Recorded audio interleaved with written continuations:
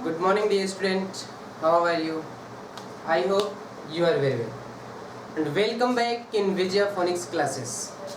Dear student, आज का जो चैप्टर है बेटा वो फर्स्ट चैप्टर क्लास 11th का फिजिकल वर्ड, फिजिक्स का फिजिकल वर्ड स्टार्ट होने जा रहा है. दैट मीन्स फिजिकल वर्ड का मतलब होता है फिजिक्स की दुनिया. तो आज हम आपको बताने जा रहे हैं फिजिक्स की दुनिया. और सबसे पहले हम आपको बताऊं कि फिजिक्स की दुनिया में आप सभी का स्वागत है. ठीक है बेटा. और फिजिक्स की दुनिया के बारे में जब तक आप नहीं जानेंगे तब तक आपका इंटरेस्ट फिजिक्स को पढ़ने में नहीं आएगा, है कि नहीं.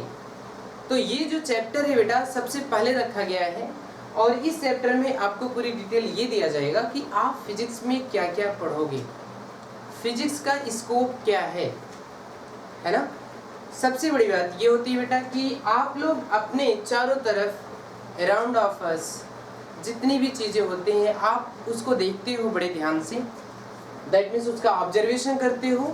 ऑब्जर्वेशन करने के बाद आपको समझ में आता है कि इसमें हमें कुछ टेक्नोलॉजी दिखती है, कुछ फिजिक्स दिखता है, उसके बारे में आप थिंक करते हो, सोचते हो उसके बारे में, है ना बेटा. ओके. तो ये जो चैप्टर है ये आपको फिजिक्स की दुनिया के बारे में बताएगा. ओके. तो चलो अब हम लोग स्टार्ट करते हैं. इस चैप्टर की डिटेल्स करेंगे, है ना. इससे पहले अगर आप हमारे चैनल पर नए हैं तो हमारे चैनल को सब्सक्राइब ज़रूर करिए, कमेंट भी करिए, लाइक भी करिए और अपने दोस्तों के साथ ये वीडियो शेयर भी करिए जिससे जाकर के उनका इस चैप्टर को लेकर के फिजिक्स का जो फिजिकल वर्ल्ड है कंसेप्ट क्लियर हो जाए और उन्हें भी पता चले कि हमें फिजिक्स में क्या क्या स्टडी करना है. ओके बेटा, थैंक यू. तो क्लास 11th का physical world. First of all हम लोग ये जानते हैं कि ये साइंस क्या होता है ना. अच्छा एक एग्जांपल देते हैं बेटा. आप लोग अभी 10th पास होकर के आप 11th में अगर आए हैं तो 11th में आने के बाद आपके पेरेंट्स आपसे पूछते हैं कि बेटा क्या लोगे. दैट मीन्स कौन सा स्ट्रीम आप लोगे, साइंस का स्ट्रीम लोगे या फिर आर्ट का स्ट्रीम लोगे, है कि नहीं. तो साइंस का स्ट्रीम या आर्ट का स्ट्रीम आप पहले ये डिसाइड करते हो, है कि नहीं. तो जब आपको पता चलता है नहीं हम आर्ट का स्ट्रीम लेंगे तो आर्ट का मतलब होता है कला. तो लोग अपने अंदर की कला को रिप्रेजेंट करते हैं, है ना. लेकिन जब आप बोलते हैं नहीं हम साइंस लेंगे, साइंस का मतलब क्या होता है ये भी तो जानना जरूरी है.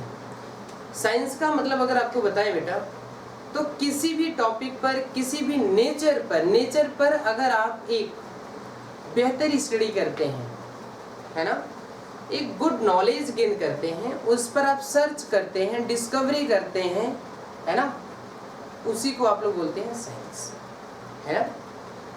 तो साइंस का मतलब होता है बेटा कि एक सुटेबल नॉलेज, एक ऐसा नॉलेज बेटा, सिस्टमेटिक नॉलेज भी बोल सकते हैं, सिस्टमेटिक नॉलेज, है ना, उसको बोलते हैं. ठीक है. तो अब चलो हम लोग स्टार्ट करते हैं साइंस के बारे में. फर्स्ट ऑफ ऑल हेडिंग लगाते हैं हम लोग science.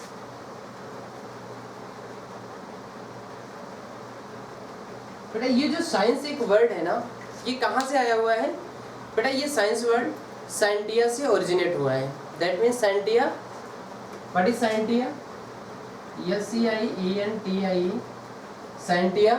It is a Latin word which means बेटा क्या होगा, टू नॉलेज या टू नो. टू नो का मतलब होता है जिज्ञासा, जानना, समझना. समझ में नहीं आ रहा है ये सब जानना. दैट मीन्स अगर हम बोलें कि साइंटिया का मतलब क्या होता है बेटा, टू नो. इसका मतलब क्या होता है, जानना. तो बेटा ये साइंटिया से प्रोड्यूस हुआ है साइंस. ठीक है. तो आप ये कह सकते हो कि साइंस क्या होता है, एक्सप्लोरिंग, एक्सपेरिमेंटिंग एंड प्रेडिक्टिंग. मैंने क्या बोला, exploring, experimenting and predicting what we see around us. आप अपने चारों तरफ जो भी थिंग्स देखते हैं, जो भी ऑब्जेक्ट आप देखते हैं, जो भी नेचर आप देखते हैं बेटा, उनके साथ एक्सप्लोरिंग, एक्सपेरिमेंटिंग और प्रेडिक्टिंग करना ही क्या होता है, साइंस होता है। नहीं समझा आपने, है ना? हाँ, मुझे पता है नहीं समझा आपने। देखो बेटा होता क्या है, रियल में समझते हैं। जैसे नेचर होता है, नेचर के साथ आप उसकी डिस्कवरी करिए, कुछ नया लेकर आइए और उसके बारे में आप एक्सपेरिमेंट करो जाके लैब में, क्योंकि साइंस कहाँ से प्रोड्यूस होता है बेटा, लैब से, है ना? जब तक देखो आप थ्योरी पढ़ लो, टोटल थ्योरी पढ़ लो, अगर आपने उसका लैब एक्सपेरिमेंट नहीं किया हुआ है तो वो साइंस नहीं होता है ना? तो साइंस का रियल मतलब क्या होता है बेटा, कि exploring, experimenting and predicting what we see around us. अपने चारों तरफ जो भी ऑब्जेक्ट आप देखते हैं, अगर उसके बारे में ये तीन चीजें आप करते हैं बेटा, है ना? सबसे पहले एक्सप्लोरिंग करिए उसका, फिर एक्सपेरिमेंट करिए, फिर उसके बाद उसका प्रेडिक्शन दीजिए। आप क्या दे रहे हो, भविष्य में आप वो किस काम में आने वाला है ना? उसे बोलते हैं बेटा साइंस। क्या बात है, आपको समझ में आ रही है? ओके, अब चलते हैं बेटा। अगर साइंस आ गया तो साइंस के कई सारे ब्रांचेज होते हैं, कई सारे ब्रांचेज। जैसे बेटा कभी कभी क्या होता है, जैसे हम बोलते हैं कि हम स्पेशलिस्ट हैं, है ना? किसी डॉक्टर के पास आप जाते हैं, आप बोलते हैं हम ईएनटी डॉक्टर के पास जाएंगे, कोई बोलता है हम ऑर्थोपेडिक डॉक्टर के पास जाएंगे। दैट मीन्स वो लोग अपने अपने सब्जेक्ट क्या होते हैं, काफ़ी अनुभव होता है उनके पास, काफ़ी नॉलेज होता है ना? उसी तरीके से बेटा साइंस के भी कई सारे ब्रांचेज होते हैं। जैसे अगर आपने बोला हम साइंस लेंगे, स्ट्रीम मेरा 11th में साइंस का होगा, तो आपको अच्छी तरीके से पता है साइंस में फिजिक्स, केमिस्ट्री, बायो आ जाएगा, है कि नहीं? तो इसका एक ब्रांच होता है फिजिक्स, और फिजिक्स को बोला जाता है बेटा ये फ्रेंड्स है ऑल ब्रांचेस का, ऑल ब्रांचेस का ये फ्रेंड्स है बेटा। तो क्या वर्ड आ गया, साइंस में एक ब्रांच आ गया जिसका नाम है फिजिक्स। ठीक है, समझ में आ रहा है, नहीं आ रहा है? अब ये जो फिजिक्स एक वर्ड है बेटा, ये कहाँ से आया है? That means physics originates or comes from the physis. Physis is a Latin word which means nature. That means physics ये कहाँ से आया है? फ्यूसिस से आया है। फ्यूसिस से फिजिक्स आया हुआ है बेटा, है ना? फ्यूसिस क्या है? ये लैटिन वर्ब है,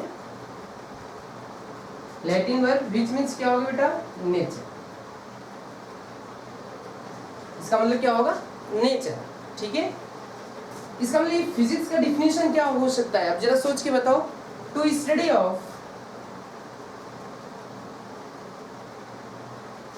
of nature and natural phenomena is called physics. समझ में आ रही, नहीं आ रहा है?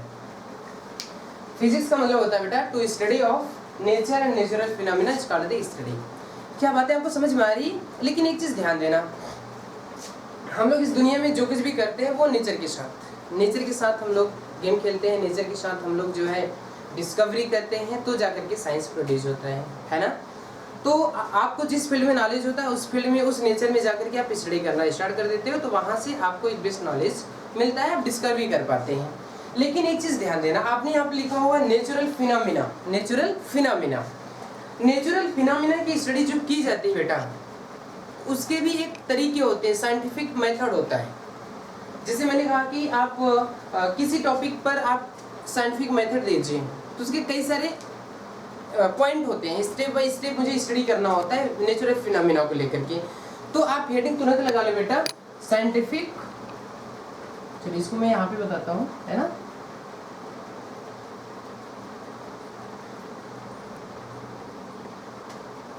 Scientific method, scientific method. ठीक है बेटा, अब ये साइंटिफिक मेथड क्या होता है, मुझे किसी भी नेचुरल फिनोमिना पर किस तरह से स्टडी करना चाहिए, किस तरह से नॉलेज लेना चाहिए, ये समझना जरूरी है। तो ये हुआ साइंटिफिक मेथड के बारे में समझते हैं, कितने टॉपिक होते हैं, क्या क्या होते हैं, और मुझे किस तरह से स्टडी करना चाहिए। ठीक है बेटा, मैंने कोई नेचुरल फिनोमिना लिया और मैंने देखा कि सिस्टमेटिक जो यहाँ पे साइंटिफिक मेथड आ रहा था वो कितने टाइप के हो रहे थे। देखो बेटा ध्यान से समझो, अगर मैं नेचर में कोई भी ऑब्जेक्ट देखता हूँ, कोई भी थिंग्स देखता हूँ, तो सबसे पहले तो मुझे उसका बहुत ही अच्छी तरीके से ऑब्जर्वेशन करना चाहिए, बहुत ही अच्छी तरीके से उसे समझना चाहिए, और समझने के बाद तब आपको अगला स्टेप उठाना चाहिए, है कि नहीं। तो मैंने किसी भी ऑब्जेक्ट को फर्स्ट मेथड मैंने क्या यूज किया कि इसको सिस्टमेटिक तरीके से ऑब्जर्वेशन किया। कैसे बेटा? सिस्टमेटिक ऑब्जर्वेशन, ध्यान से समझो, बहुत मजा आएगा इसको सीखने में। और जब मैंने सिस्टमेटिक ऑब्जर्वेशन किया, फिर मुझे क्या करना चाहिए? सिस्टमेटिक ऑब्जर्वेशन करने के बाद हमें उसके बारे में लैब करना चाहिए, दैट मीन्स मुझे एक्सपेरिमेंट करना चाहिए उसके बारे में, है कि नहीं। और जब आप एक्सपेरिमेंट करोगे तब जाकर के वहां से एक बेस्ट डिसीजन आएगा। क्या बात है, आपको समझ में आ रही है? तो फर्स्ट ऑफ ऑल हम लोग क्या करते हैं, सिस्टमेटिक ऑब्जर्वेशन करने के बाद, है ना, मुझे उस नेचुरल फिनोमेना का मुझे क्या करना चाहिए, एक एक्सपेरिमेंट करना चाहिए। एक्सपेरिमेंट कैसा होना चाहिए? वो भी कंट्रोल्ड एक्सपेरिमेंट होना चाहिए।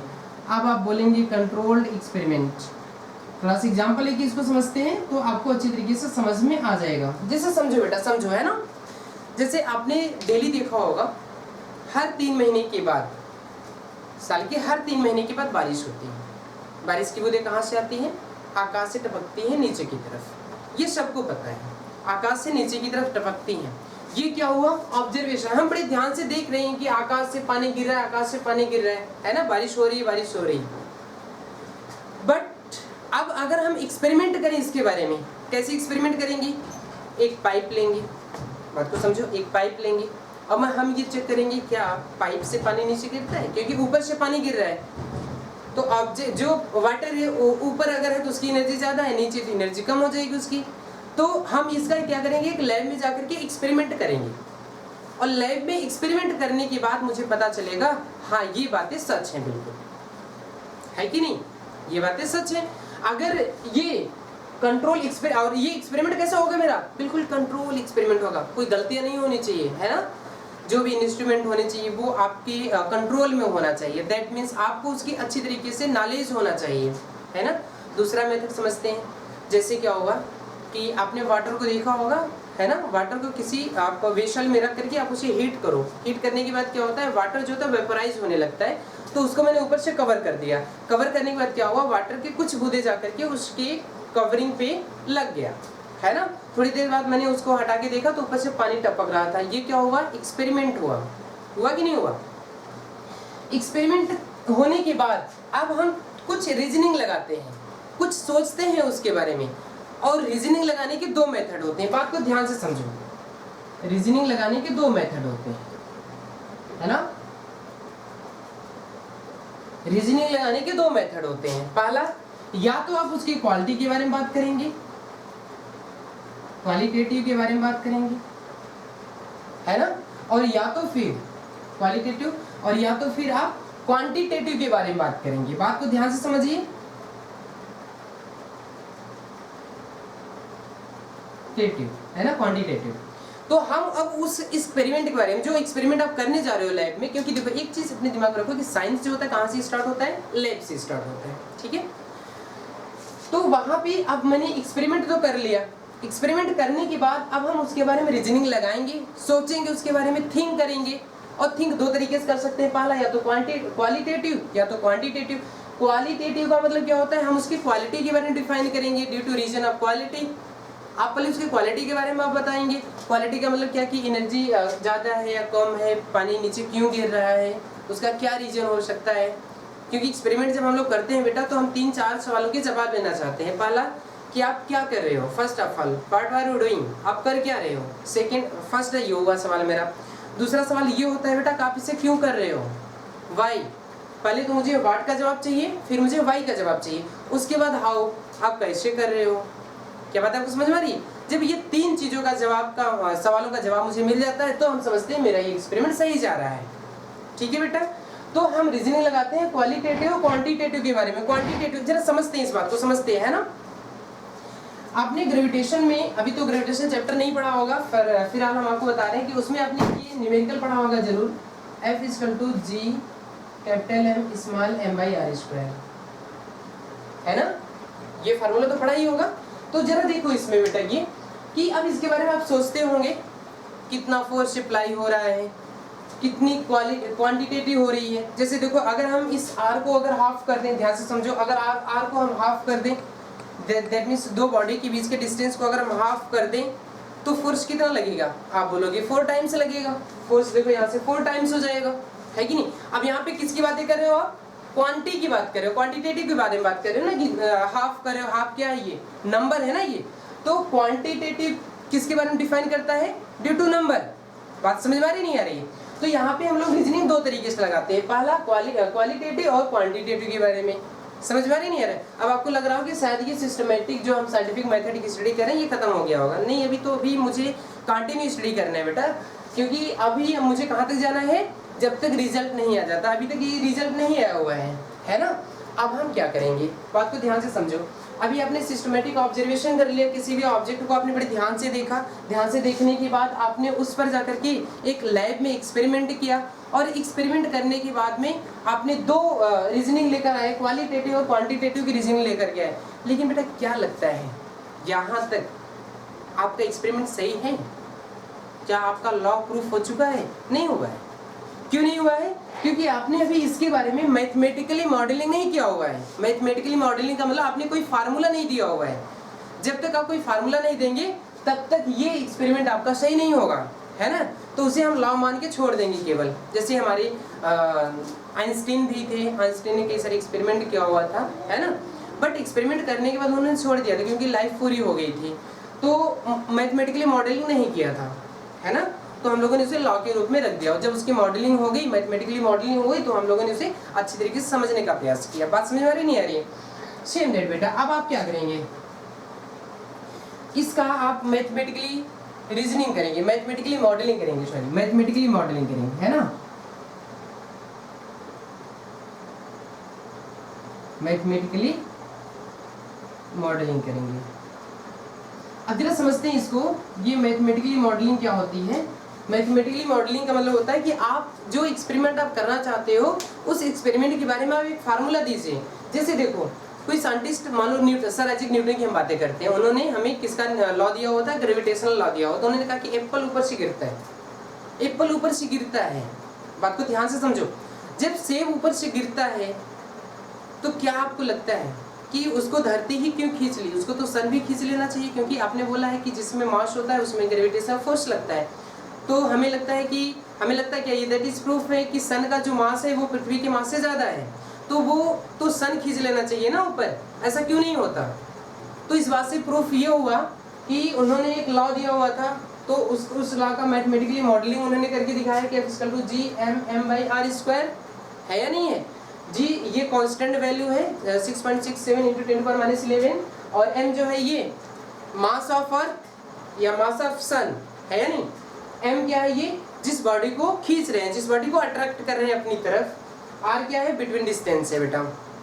अब जरा समझो, अगर जैसे मैंने 10 किलोमीटर ऊपर मैंने किसी शेप को फेंक दिया, मान लो, और शेप वापस नीचे आ गया, है ना। तो ग्रेविटेशनल फोर्स कौन ज्यादा लगा दिया? धरती ने लगा दिया, वो नीचे आ गया अच्छी तरीके से, है ना। बट रीजन क्या हुआ? क्या रीजन हुआ? तो कैसे समझ में आएगा ये? मुझे हमें ये समझ में आ रहा है कि इन्होंने बताया भैया मैथमेटिकली मॉडलिंग करके दिया हुआ है कि आप डिस्टेंस को कम और ज्यादा करोगे ना, उसी अकॉर्डिंग ये फोर्स कम और ज्यादा हो जाएगा। जैसे अगर आप डिस्टेंस को कम कर देते हो तो फोर्स भी कम हो जाएगा, फोर्स ज्यादा हो जाएगा, फोर्स ज्यादा लगेगा उसके बीच में, है ना, जब डिस्टेंस कम हो जाएगा, है ना। और अब जरा सोच के देखो कि सन का डिस्टेंस कितना दूर है। 10 किलोमीटर ऊपर आप फेंक रहे हो किसी शेप को, तो वहां से अगर देखेंगे सन का जो डिस्टेंस है वो कितना दूर है? काफी दूर है। तो वहां पे फोर्स बहुत कम लगेगा, इसलिए ऑब्जेक्ट जो होता है नीचे की तरफ आ जाता है। बात समझ में आ रही नहीं है? लेकिन हाँ, वहां पर भी अट्रैक्शन फोर्स लगता है, बट कैसा लगता है? निग्लेजिबल लगता है, क्योंकि डिस्टेंस बहुत ज्यादा होता है, तो फोर्स बहुत कम लगेगा। समझ में आ रही नहीं आ रहा है? इसलिए किसी भी एक्सपेरिमेंट का आपको मैथमेटिकली मॉडलिंग करना बहुत जरूरी है। It is very important topic in this scientific method. Without mathematically modelling this experiment is alone, बोल सकते हैं, कुछ भी नहीं है इसमें। समझ में आ रही नहीं आ रहा है? जैसे आपके शरीर में अगर हार्ट ना हो, माइंड ना हो, तो आपकी बॉडी खाली है, कुछ भी नहीं है आपकी बॉडी में, है या नहीं है? सेम दैट ऐसे यहाँ पर भी है। मैथमेटिकली मॉडलिंग करना बहुत ही इंपॉर्टेंट होता है। तो यही होता है साइंटिफिक मेथड। बेटा समझ में आ रहा है नहीं आ रहा है? अच्छा देखो, मैंने मैथमेटिकली मॉडलिंग भी कर दिया, क्या यहाँ पर साइंटिफिक मेथड कंप्लीट हो गया? नहीं, अभी नहीं हुआ। अब क्यों नहीं हुआ? रीजन क्या हो सकता है? बेटा देखो, अगर हम कोई भी लॉ लेकर आते हैं, हम क्यों लेकर आते हैं? क्योंकि वो फ्यूचर में भी उसको हम लोग क्या कर सके, एक्सप्लोर कर सके, उसके बारे में हम लोग बहुत ज़्यादा डिस्कस कर सकते हैं, है ना। घर बैठे, जैसे मैंने कहा कि हम एक्सीलेटर लगाते हैं, समझो ये कहानी, जैसे हम फोर्स लगाते हैं, फोर्स से हम क्या प्रोड्यूस कर देते हैं? एक्सीलेटर प्रोड्यूस कर देते हैं। देखो एफ से फोर्स आप अप्लाई करते हो तो वहां से क्या प्रोड्यूस हो जाता है? एक्सीलेटर, है कि नहीं? एक्सीलेटर प्रोड्यूस हो जाता है ना। तो जरा देखो आप कि आप जितना ज्यादा फोर्स लगाओगे उतना ज्यादा एक्सीलरेशन मिलेगा गाड़ी को, है या नहीं? तो ये मैं क्या कर रहा हूँ, ये मैं प्रेडिक्शन कर रहा हूँ, है या नहीं? इसी तरीके से बेटा ये भी होता है ना कि यस इक्वल टू, फार्मूला आपको याद ही नहीं याद है? v square minus u square by 2a, याद है फार्मूला? न्यूटन का थर्ड जो रूल्स उन्होंने दिया हुआ था, है ना। तो अब जरा देखो, यहाँ से भी वही रूल्स फॉलो हो रहा है, एक्सीलरेशन जितना ज्यादा होगा, है ना, देखो उतना ही ज्यादा फोर्स अप्लाई होगा। बात समझ में आ रही नहीं आ रही है? तो बेटा इस मेथड को हम लोग क्या कर रहे हैं? प्रेडिक्शन दे रहे हैं, भविष्यवाणी कर रहे हैं, और भविष्यवाणी करना बहुत जरूरी है। तो मैथमेटिकली मॉडलिंग के बाद हम इस लॉ के बारे में क्या देंगे? प्रेडिक्शन देंगे। तो अगला टॉपिक क्या होगा मेरा? 5 टॉपिक क्या होगा मेरा? 5th नंबर का प्रेडिक्शन। क्या होगा बेटा? प्रेडिक्शन का मतलब ये हुआ कि जैसे मैंने कोई लॉ दिया, लॉ देने के बाद मैंने उसका पहले एक्सपेरिमेंट किया, एक्सपेरिमेंट करने के बाद हमने खुद ही सोच के बता दिया कि आपको चंद्रमा पे जाने में ज़्यादा नहीं 1 साल लगेगा। बस घर पे बैठे मैंने कॉपी पेन उठाया और कैलकुलेशन करके बता दिया आपको इतना टाइम लगेगा। बस इसी लॉ के जरिए मैंने बता दिया, है या नहीं?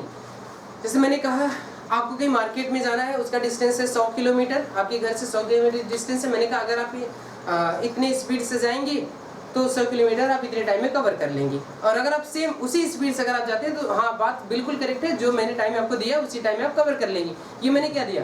प्रेडिक्शन दिया, क्योंकि मुझे लॉ पता था और मैथमेटिकली मॉडलिंग मुझे पता था, फार्मूला पता था, मैंने फार्मूला में वैल्यू पुट किया और बता दिया तुरंत। ये क्या हुआ? प्रेडिक्शन। अगर मान लो बेटा इतना सब कुछ करने के बाद अगर सही है मेरा सब कुछ, mathematical modelling, systematic, observation, experiment, quality, quantitative, prediction सब कुछ सही है मेरा, तो हम क्या कर देंगे? इस लॉ को इस लॉ को हम वेरीफाई कर देंगे। क्या कर देंगे? वेरिफिकेशन कर देंगे इसका। अगर बेटा नहीं सही है तो हम क्या करेंगे? अगर मान लो गलत है तो हम क्या करेंगे? गलत है तो हम इसका मैथमेटिकली मॉडलिंग दूसरी तरीके से करेंगे और हम यहाँ पे लिख देंगे और फाल्सिफिकेशन। बात समझ आ रही नहीं है? फाल्सिफिकेशन ऑफ थ्योरीज, जो थ्योरीज हम देंगे वो गलत हो जाएगा। गलत हो जाने के बाद हम दोबारा से क्या करेंगे? इसका दोबारा से हम स्टार्ट करेंगे। Observation, experiment, qualitative, quantitative, mathematically modelling, prediction में सब कुछ दोबारा से करेंगे। क्या आपको लगता है ये फार्मूला एक ही दिन में आ गया था? ऐसा कुछ भी नहीं है। इन्होंने कई अथक प्रयास करने के बाद तब ये फार्मूला लेके आए हैं। कई प्रयासों के बाद आता है बेटा, है कि नहीं?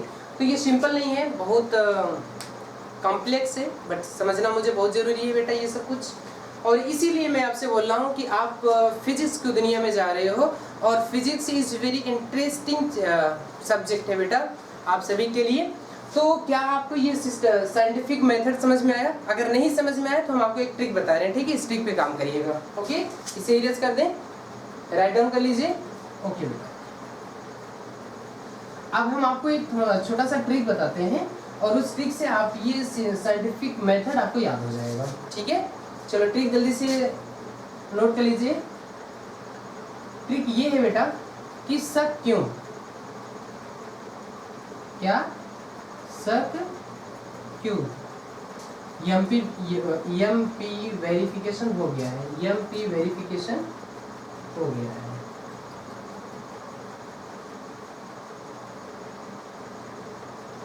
है, है ना?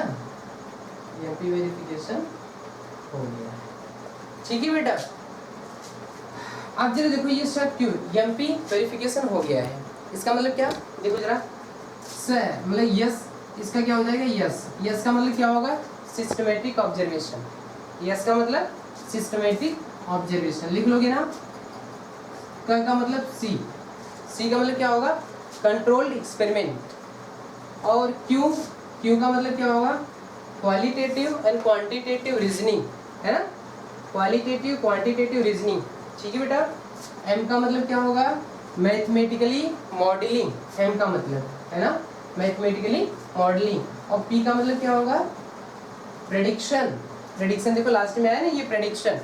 उसके बाद क्या होता है बेटा, ये वेरिफिकेशन, वेरिफिकेशन या फिर फाल्सिफिकेशन, ये तो पूरा लिखा हुआ है वहां पर, है ना, समझ में आ रहा नहीं आ रहा है, ये बी का मतलब हो जाएगा वेरिफिकेशन। क्या ये आपको याद हो जाएगा, सब क्यों एमपी वेरिफिकेशन हो गया है, ठीक है बेटा।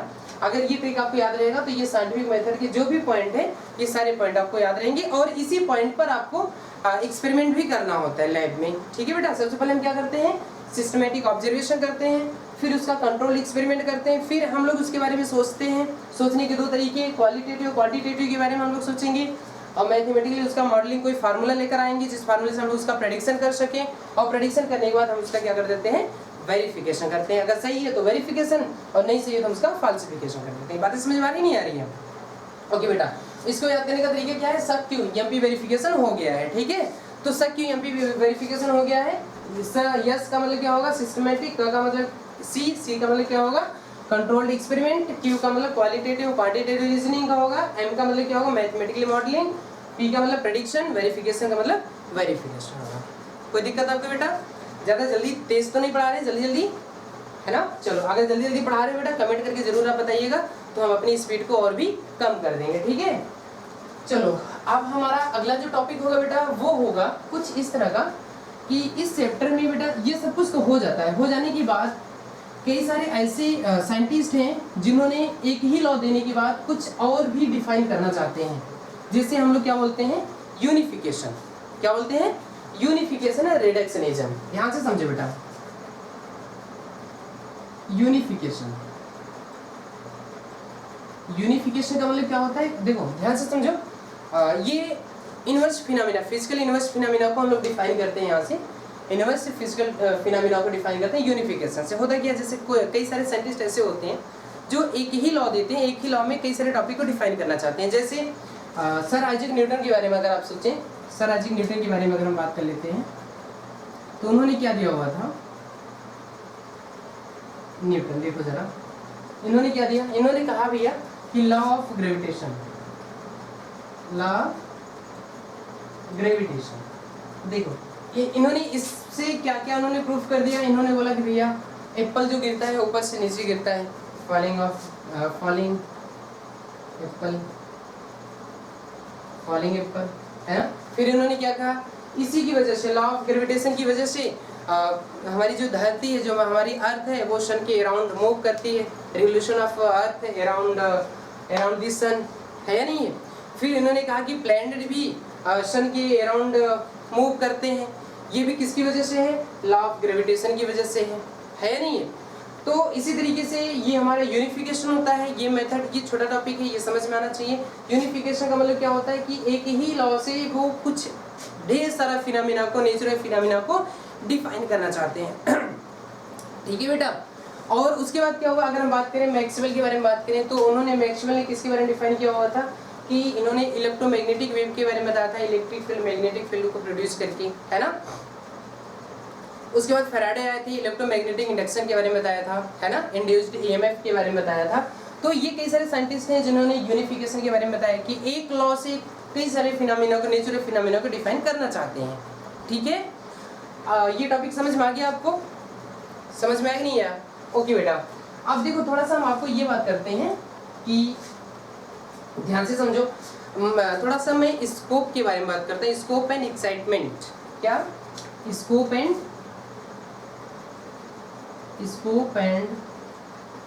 Excitement of physics in nature, ठीक है। क्या स्कोप है हमारी फिजिक्स का, ये समझना बहुत जरूरी है, ठीक है। तो फर्स्ट ऑफ ऑल हम लोग टॉपिक लगाते हैं स्कोप के बारे में। पहले स्कोप के बारे में जानते हैं, तब एक्साइटमेंट के बारे में जानेंगे। अच्छा, स्कोप का मतलब क्या होता है, समझना जरूरी है ना। देखो फिजिक्स में स्कोप का मतलब ये होता है, जैसे हमारी फिजिक्स जो है बेटा, ये माइक्रोस्कोपिक और माइक्रोस्कोपिक ये दो तरीके से डील करती है। देखो जैसे स्कोप का बात करें, पहले माइक्रोस्कोपिक और उसके बाद माइक्रोस्कोपिक।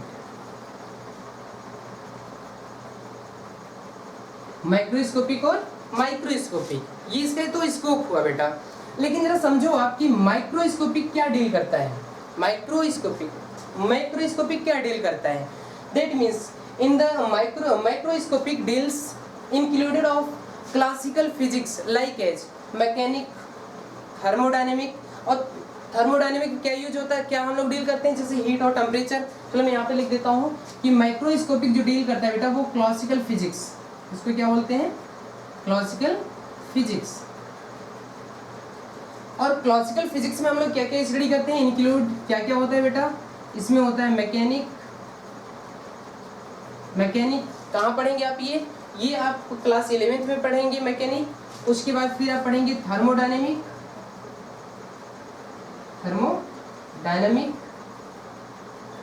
ठीक है बेटा। अब थर्मोडायनेमिक आप क्या पढ़ेंगे, थर्मोडायनेमिक में आप पढ़ेंगे हीट और टेम्परेचर के डिटेल्स, है ना। हीट और टेम्परेचर की डिटेल्स आप पढ़ेंगे, एंट्रोपी और एंथैल्पी आप इसमें पढ़ेंगे। और उसके बाद कई सारे टॉपिक इसमें आते हैं, ऑसिलेशन आता है, वेव्स आता है, ये सब कुछ आपको क्लासिकल फिजिक्स में ही स्टडी करनी होगी, ठीक है। और उसके बाद फिर ये क्या डील करता है, फिर ये डील करता है इलेक्ट्रोमैग्नेटिक, है ना, इलेक्ट्रोमैग्नेटिक भी डील करते हैं ये सब।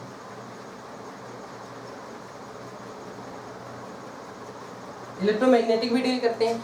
उसके बाद ये क्या होता है कि आप इलेक्ट्रिक फील्ड के बारे में भी ये सब बताते हैं, क्लासिकल फिजिक्स है ये सब। उसके बाद ये जो मेरा माइक्रोस्कोपिक है, माइक्रोस्कोपिक ये डील करता है क्वांटम फिजिक्स। क्या? Quantum physics.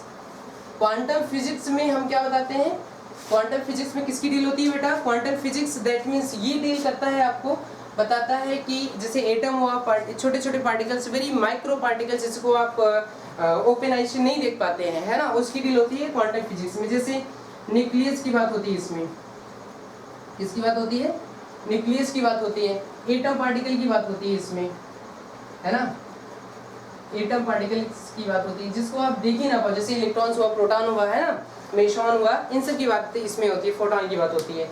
ये क्वांटम फिजिक्स डील करता है, दैट मीन्स माइक्रोस्कोपिक, है ना।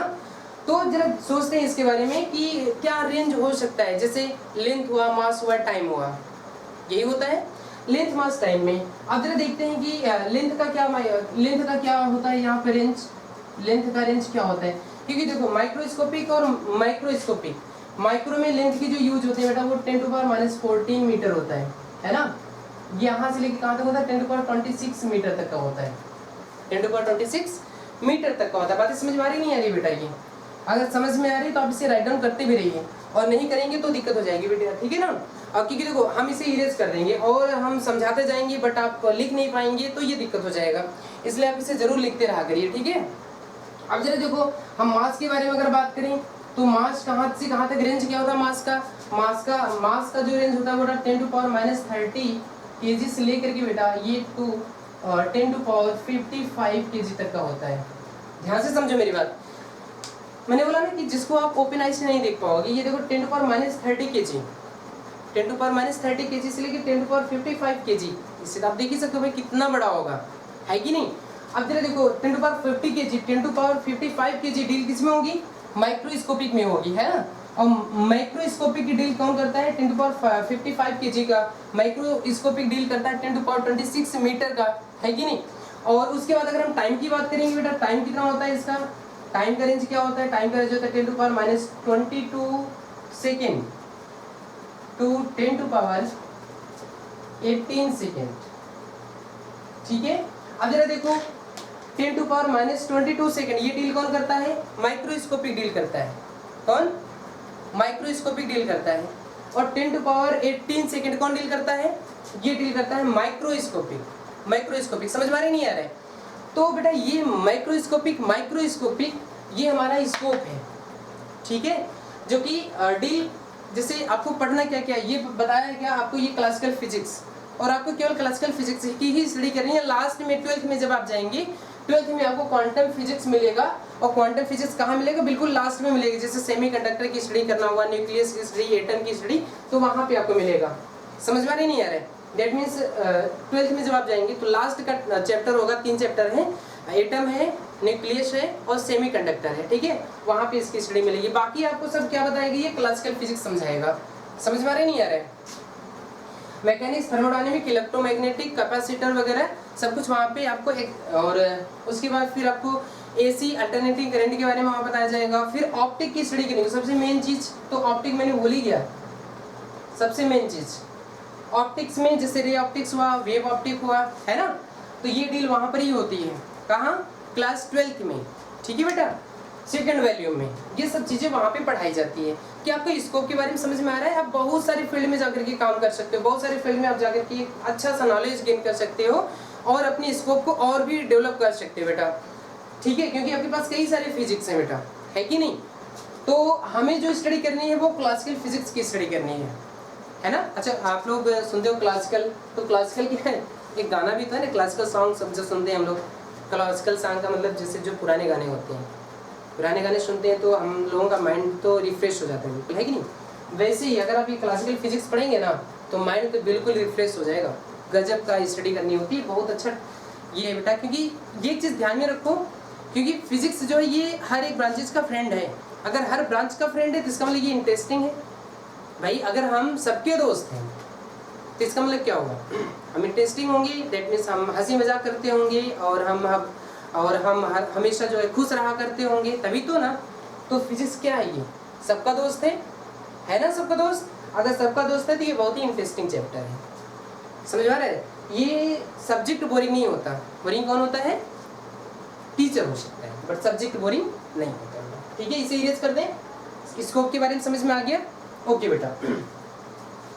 अब जरा हम बात करते हैं एक्साइटमेंट के बारे में। क्या एक्साइटमेंट क्या होता है, ठीक है। देखो, एक्साइटमेंट का मतलब ये होता है बेटा कि अगर मैंने कुछ अच्छा सा काम किया हो, कोई अच्छी सी डिस्कवरी किया हुआ है, तो उस डिस्कवरी को पढ़ने के बाद आपके मन में एक्साइटेशन आता है कि हम भी कुछ खास करेंगे, है ना। जैसे आर्किमिडीज हुए, आर्किमिडीज साइंटिस्ट, एक्साइटमेंट के बारे में बात करें हम लोग, तो एक्साइटमेंट में क्या होता है कि कई सारे साइंटिस्ट ने जिन्होंने डिस्कवरी किया हुआ है, जिन्होंने हमारे साथ कंट्रीब्यूट किया हुआ है, जिसको आज हम लोग स्टडी कर रहे हैं, कई सालों से स्टडी कर रहे हैं, है ना। तो इस तरीके से हम लोग क्या करते हैं, उनकी स्टडी कर करके हम लोग क्या होते हैं, मोटिवेट होते हैं, एक्साइटेड होते हैं, और हम भी एक नए फिनोमेना को लाने का प्रयास करते हैं। बात समझ में आ रही नहीं आ रही? उसी तरीके से ये एक्साइटमेंट होता है, हमारे मन में भी एक्साइटमेंट होता है कि हम भी कुछ करें, हम भी कुछ डिस्कवरी करें, है ना। तो उन्हीं की थ्योरी पढ़ते हैं और थ्योरी से ही हम लोग नेचर में स्टडी करते हैं, और नेचर से हम लोग क्या लाते हैं, कुछ नए फिनोमेना को लाते हैं, ठीक है बेटा। तो देखो, जैसे हम 2-4 साइंटिस्ट के बारे में बता रहे हैं और उन साइंटिस्ट के बारे में स्टडी करो, उसके बाद फिर आप अपने बुक से, ये चैप्टर फर्स्ट है एनसीईआरटी का फिजिकल वर्ल्ड, वहाँ से भी आप स्टडी कर सकते हो, ठीक है। वहाँ पे कई सारे साइंटिस्ट दिए हुए हैं जिनके बारे में आप देखोगे तो अच्छा नॉलेज वहाँ से मिलेगा, है ना। जैसे देखो, एक है आर्किमिडीज साहब। आर्किमिडीज ने क्या बताया था, इन्होंने कहा कि law of buoyancy, law of buoyancy के बारे में उन्होंने बताया, ठीक है। लॉ ऑफ बायोंसी के बारे में उन्होंने बताया। बायोंसी का मतलब क्या होता है, जैसे किसी भी लिक्विड में, किसी भी फ्लूइड में अगर आप कोई भी पार्टिकल से डुबोते हैं, सिंक करते हैं, तो क्या करता है वो, जितना पानी बाहर डिस्प्लेस्ड करता है ना, जो उसका वेट होता है उसके अपथ्रस्ट फोर्स के बराबर होता है। कौन बताया था ये? लॉ ऑफ बायोंसी होती है। कौन बताया था? ये आर्किमिडीज ने बताया था। जब इनकी स्टडी मैंने किया तो मुझे लगा कि मुझे भी कुछ करना चाहिए, ये हुआ मेरे अंदर एक्साइटमेंट, एक्साइट हुए हमें भी कुछ करना चाहिए, है ना। जैसे गैलीलियो के बारे में अगर हम बात, गैलीली के बारे में अगर हम बात करें, गैलीलियो के बारे में अगर हम बात करें तो उन्होंने क्या दिया हुआ, तो उन्होंने दिया law of inertia. Law of inertia के बारे में उन्होंने बताया, लॉ ऑफ इनर्शिया के बारे में बताया, है ना। इनर्शिया क्या, जैसे कि आप रुके हुए हैं तो आप रुके ही रहेंगे जब तक आपके ऊपर कोई एक्सटर्नल फोर्स ना लगे। अगर एक्सटर्नल फोर्स मैंने लगा दिया तो आप मूव कर जाएंगे। ये सब इनर्शिया के बारे में बताया इन्होंने, है ना। अच्छा, जैसे देखो, अगर हम मैक्सवेल के बारे में बात करें तो मैक्सवेल ने क्या बताया था, मैक्सवेल ने कहा था इलेक्ट्रोमैग्नेटिक वेव के बारे में बताया कि लाइट्स जो होती है इनका नेचर इलेक्ट्रोमैग्नेटिक वेव का भी होता है ना। वेव का नेचर होता है, लाइट का जो नेचर होता है वो इलेक्ट्रोमैग्नेटिक वेव का नेचर होता है। ये मैक्सवेल ने बताया था, है ना। ये कहाँ पढ़ेंगे आप? 12th में, क्लास 12 में जाएंगे, सेकंड वैल्यू में दिया हुआ है ये टॉपिक। उसके बाद अगर हम बात करें फैराडे के बारे में, फैराडे ने क्या दिया हुआ था? फैराडे ने एक अच्छी स्टडी दिया हुआ था, इलेक्ट्रोमैग्नेटिक इंडक्शन के बारे में बताया था, है ना।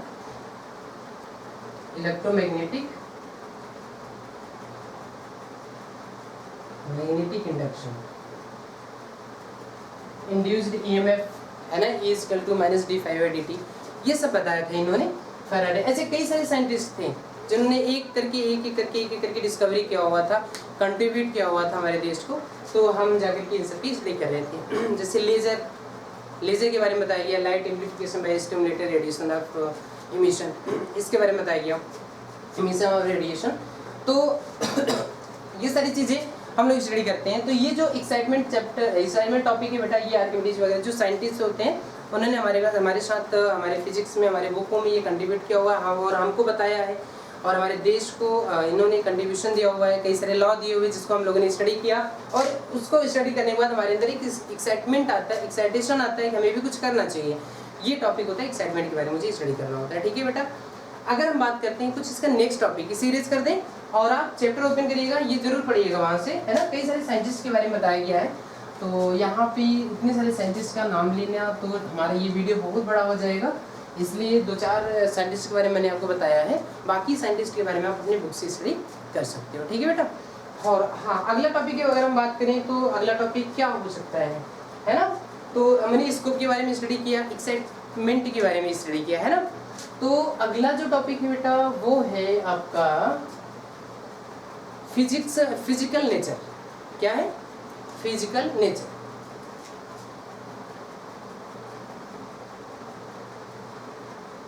फिजिकल नेचर, ठीक है।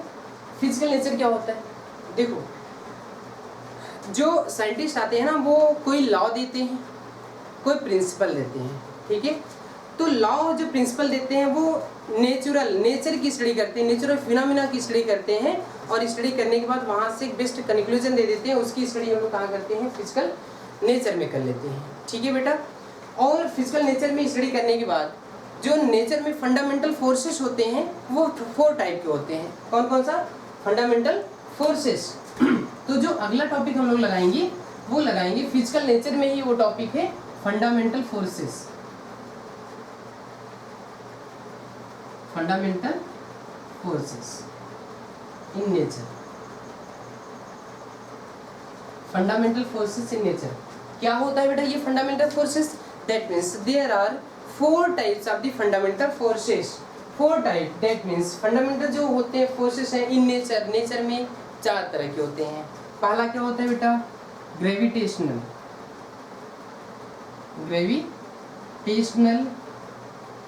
फोर्स, ठीक है। अगला होता है इलेक्ट्रोमैग्नेटिक फोर्स,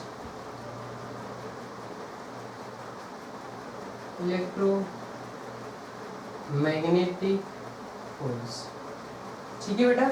अगला क्या होता है? नेक्स्ट, थर्ड होता है स्ट्रॉन्ग न्यूक्लियर फोर्स। नेक्स्ट क्या होता है? Week nuclear force. ये 4 फंडामेंटल फोर्सेस हैं इन नेचर, ठीक है। तो अब हम बात करते हैं ग्रेविटेशनल फोर्स क्या होता है। First of all discuss about the gravitational force. सबसे पहला अगर हम इसके बारे में जाने तो सबसे पहला कि ये वेरी वीकेस्ट फोर्स है in nature, very weakest force in nature. Weakest force क्या लिखेंगे इसके बारे में? वीकेस्ट फोर्स इन नेचर, बहुत ही वीक फोर्स होता है, सबसे वीक। मतलब कि जितने फोर्सेस यहाँ पे लिखे हुए हैं, फंडामेंटल फोर्सेस जो भी लिखे हुए हैं, सबसे वीक फोर्स कौन सा है? Gravitational force. अब आपको लगता होगा सर ये इतने बड़े बड़े ऑब्जेक्ट को जोड़ के रखता है, इतनी बड़ी बड़ी ऑब्जेक्ट को अट्रैक्ट करता है अपनी तरफ, तो ये वीक फोर्स कैसे हुआ? बात समझ आ रही नहीं आ रही? सिंपल सा फंडा समझते हैं। पेपर आपने देखा है, पेपर को अगर हम लोग धरती पे गिरा दे, थोड़ी सी हवा चले ना वो उड़ जाता है, ना। क्यों?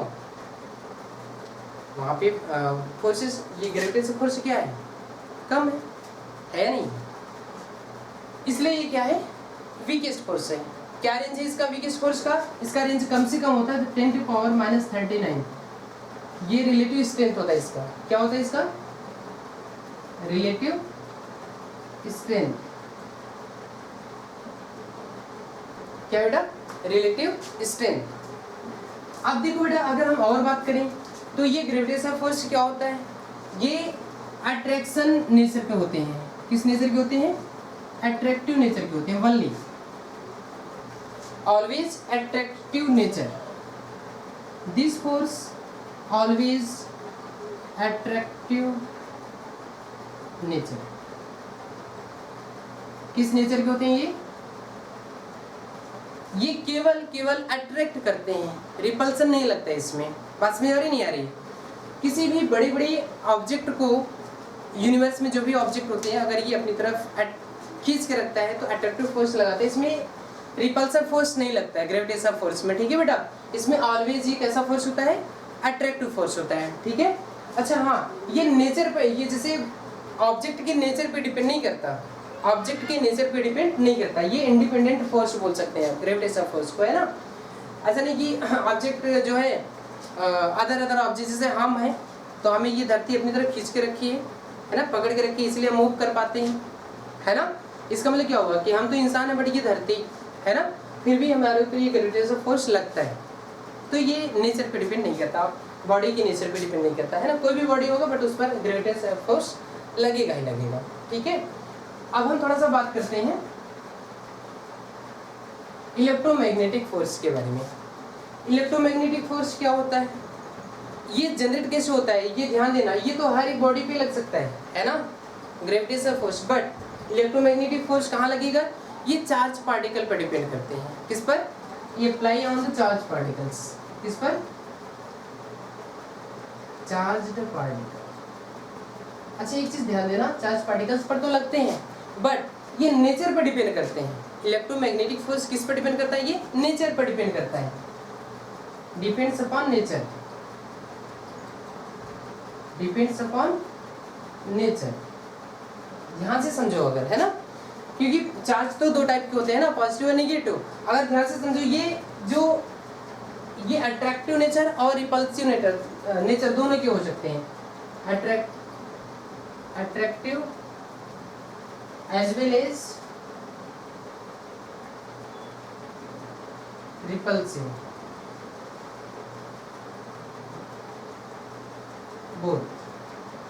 दोनों नेचर के हो सकते हैं। समझ में आ रही नहीं आ रहा है। अच्छा देखो, इनका जो रेंज होता है वो कहाँ से कहाँ तक होता है, एक चीज ध्यान देना, इनका रेंज तो इनफाइनाइट होता है, ये इनफाइनाइट रेंज की हो सकती है, मतलब कहीं से भी कितना भी दूर आप रहेंगे तो भी ये लग सकता है। दैट मीन्स ये बोल सकते हो ये इनफाइनाइट रेंज का होता है, और ये भी इनफाइनाइट रेंज का होता है। समझ में आ रही नहीं आ रही, रेंज कैसा होता है इनका, इनफाइनाइट रेंज का होता है। बट ये कैसा फोर्स होता है, इससे स्ट्रॉन्ग फोर्स होता है, ग्रेविटेशनल फोर्स से स्ट्रॉन्ग कौन होता है, इलेक्ट्रोमैग्नेटिक फोर्स होता है। इसका रिलेटिव स्ट्रेंथ कितनी होती है, 10⁻⁻², ये होता है रिलेटिव स्ट्रेंथ। क्या, रिलेटिव स्ट्रेंथ कितना होता है, 10⁻⁻² होता है बेटा। समझ में आ रहा है नहीं आ रहा है, ये दोनों नेचर के हो सकते हैं, अट्रैक्टिव भी हो सकता है और रिपल्सिव होता है, ये डिपेंड करता है चार्ज पार्टिकल के नेचर पर, है ना। अगर पॉजिटिव है तो वहाँ पे क्या लगेगा, रिपल्सिव, है ना। और अगर ये प्लस और माइनस है, प्लस चार्ज है माइनस चार्ज है, तो वहाँ पे क्या लगेगा, अट्रैक्टिव फोर्स लगेगा, ठीक है। और इसका भी रेंज इनफाइनाइट हो सकता है, कितनी भी दूर रहेगा, बस वहाँ पे ये लगेगा ही लगेगा। एक चीज़ और ध्यान देना, अगर मूविंग पार्टिकल है, मूविंग चार्ज पार्टिकल है, तो भी क्या प्रोड्यूस करेगा, मैग्नेटिक फील्ड। अगर मूविंग चार्ज पार्टिकल है तो क्या प्रोड्यूस करेगा, मैग्नेटिक फील्ड। और वो जो फोर्स लगाएगा वो केवल मूविंग चार्ज पे फोर्स लगाएगा। दैट मीन्स इलेक्ट्रोमैग्नेटिक फोर्स जब लगेगा वहाँ पे, तो किसी के ऊपर लगेगा, जो चार्ज पार्टिकल्स मूव कर रहा होगा। दैट मीन्स ये रेस्ट पार्टिकल पे तब फोर्स अप्लाई नहीं करेगा। बातें समझ में आ रही नहीं आ रही। That means when a charge particles in a condition of moving condition then produce the magnetic field and apply the forces on upon the only who charge is move। जो charge move कर रहा होगा उस वक्त केवल उसके ऊपर ही force apply होगा, बाकी और के ऊपर चार्ज, जैसे रेस्ट पार्टिकल वहाँ है तो उसके ऊपर फोर्स अप्लाई नहीं होगा। बातें समझ में आ रही नहीं आ रही है? और जो रेस्ट चार्ज होता है बेटा वो इलेक्ट्रिक फील्ड प्रोड्यूस करता है। क्या प्रोड्यूस करता है? Electric field. बातें समझ में आ रही नहीं आ रही है? और हाँ, अगर बातें समझ में आ रही है तो आप बिल्कुल राइट डाउन भी करते रहिए, बैठे मत रहिए। समझ में नहीं आएगा बेटा, क्योंकि हम कुछ तो यहाँ पे लिख रहे हैं और कुछ हम आपको बता रहे हैं, तो आपके कॉपी पेन दोनों चलना चाहिए, है ना। बड़े कॉन्शियस माइंड को ओपन करो और इसी तरीके से लिखते भी रहो बेटा, तब आपको सारी बातें समझ में आ जाएंगी अच्छी तरीके से। और हाँ, अगर नहीं समझ में आ रही तो आप मुझे कमेंट बॉक्स में जरूर लिख के बताओ कि सर हमें ये टॉपिक समझ में नहीं आया, ये पार्ट मुझे समझ में नहीं है, तो हम आपको ये पार्ट जरूर दोबारा से समझा देंगे, जिससे ये आपका कंसेप्ट सही हो जाएगा। ठीक है बेटा, अब हम बात कर लेते हैं स्ट्रॉन्ग न्यूक्लियर फोर्स। किसके बारे में? Strong nuclear force. ये फोर्स कैसा होता है? ये सबसे स्ट्रॉन्गेस्ट फोर्स होता है। कैसा? स्ट्रॉन्गेस्ट फोर्स होता है। तो क्या मैं यहाँ पे ये लिख सकता हूँ कि फर्स्ट टॉपिक इसका मैं यही लिख देता हूँ, it is a strongest force. कैसा फोर्स? Strongest force. यहाँ लिख दें स्ट्रॉन्गेस्ट फोर्स। सबसे अगर स्ट्रॉन्ग फोर्स देखा जाए तो यही फोर्स है। ठीक है, स्ट्रॉन्ग न्यूक्लियर फोर्स। सब जितने भी यहाँ पे फंडामेंटल फोर्सेस लिखे हुए हैं, सबसे स्ट्रॉन्ग फोर्स कौन है? Strong nuclear force. ये फोर्स लगते कहाँ है, पहले ये बातें समझ में आना चाहिए। ये फोर्स अप्लाई कहाँ होते हैं? ये प्रोटॉन और न्यूट्रॉन के बीच में लगते हैं, या न्यूक्लियस के अंदर लगते हैं। न्यूक्लियस, इनसाइड द न्यूक्लियस, है ना बेटा। That means this force apply the between protons and neutrons. एक चीज ध्यान देना, ये फोर्स कहाँ लगते हैं? स्ट्रॉन्ग न्यूक्लियर फोर्स ये प्रोटॉन और न्यूट्रॉन के बीच में लगते हैं। बातें समझ में आ रही है?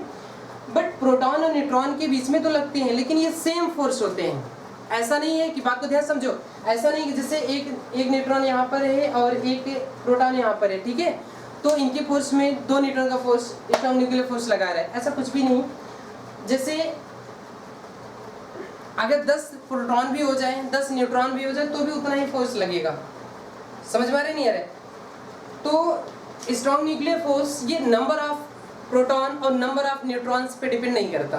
बातें समझ में आ रही है? इसको ये भी बोल सकते हैं, ये इंडिपेंडेंट फोर्स है। ये इंडिपेंडेंट फोर्स है, ये स्वतंत्र फोर्स है। ये डिपेंड नहीं करता कि कितने प्रोटॉन और कितने न्यूट्रॉन हैं। ये सेम फोर्स होते हैं, इक्वल फोर्स होते हैं। ठीक है, ये चेंज नहीं होता।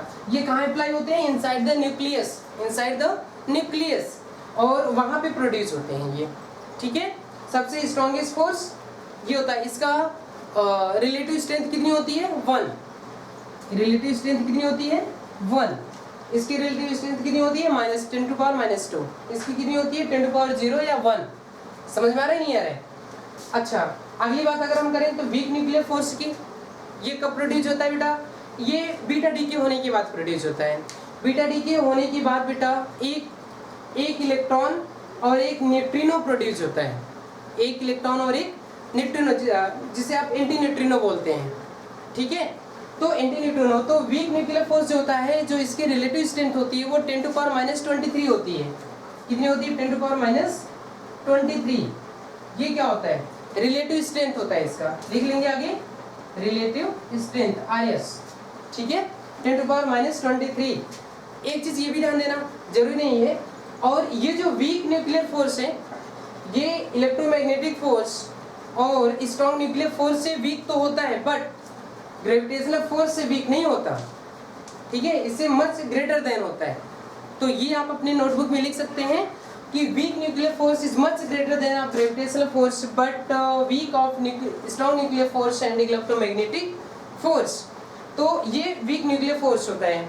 तो ये कब अप्लाई होता है बेटा? जब बीटा डीके होता है। बीटा डीके होने के बाद एक इलेक्ट्रॉन और एक न्यूट्रिनो प्रोड्यूस होता है, तो जिसे हम एंटी न्यूट्रिनो बोलते हैं, वहाँ पे ये अप्लाई होता है वीक न्यूक्लियर फोर्स। क्या मैं आशा करूँ, आपसे उम्मीद करूँ कि क्या ये आपको फंडामेंटल फोर्सेस समझ में आए। और इस वर्ड में ये 4 तरह की फोर्सेस ही पाए जाते हैं: gravitational force, electromagnetic force, week nuclear force, strong nuclear force. मैंने इसके बारे में डिटेल्स कर दिया हुआ है। ठीक है, आप मुझे कमेंट बॉक्स में जरूर लिख के बताइएगा कि क्या ये टॉपिक आपको समझ में आया या फिर नहीं आया। ठीक है, इस चैप्टर का अगर हम बात करें, आपसे लास्ट टॉपिक है कंजर्वेशन लॉ। क्या है बेटा? Conservation law. जल्दी से हेडिंग लगा दो, आप इसे इरेज कर देंगे। ओके बेटा, वेरी नाइस। अब हम आपको बताते हैं कंजर्वेशन लॉ। जल्दी से हेडिंग लगा लो, कंजर्वेशन लॉ इन नेचर, है ना।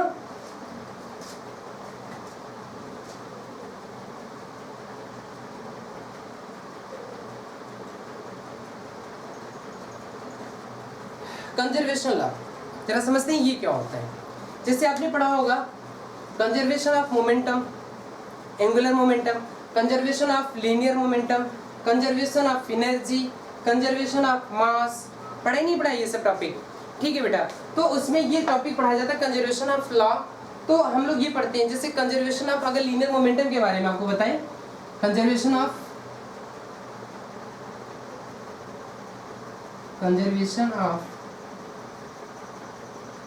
लीनियर मोमेंटम बेटा ये क्या होता है, बात को ध्यान से समझो। लीनियर मोमेंटम को अगर आप समझना चाहते हैं तो सबसे पहले ये आपको पता होना चाहिए कि ये कंजर्व कब होता है। कंजर्व कब होगा बेटा? इन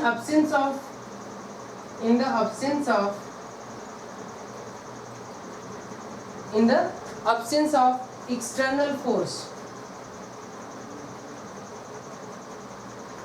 in the absence of external force, the linear momentum of a system, the linear momentum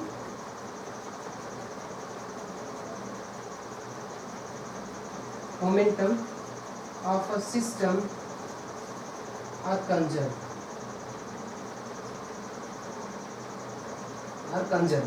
ठीक है। मतलब लीनियर मोमेंटम कब कंजर्व होगा बेटा? आप लिखते रहो, है ना। तो in the absence of external force, in the absence of external force the linear momentum of a system are conserved, ठीक है। अगला अगर हम आपको बताएं तो अगला ये है बेटा conservation of angular momentum, conservation of angular momentum, conservation of angular momentum, ये क्या होता है? सबसे पहले ध्यान दो, in the absence of torque, in the absence of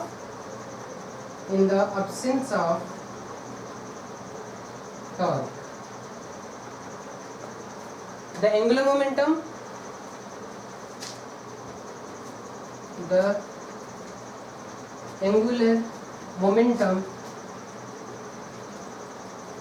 of a system, इसका सिस्टम का बेटा ऑफ अ सिस्टम और कंजर्व,